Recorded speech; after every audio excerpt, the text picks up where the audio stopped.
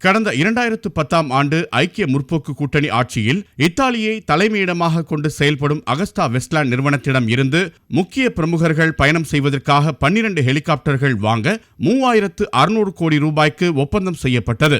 இதில் 423 கோடி ரூபாய் லஞ்சப்பணம் பேசப்பட்டு இடைத்தரகர்கள் மூலமாக முக்கிய நபர்களுக்கு 360 கோடி ரூபாய் அளவுக்கு கைமாறியதாக புகார்கள் எழுந்தன.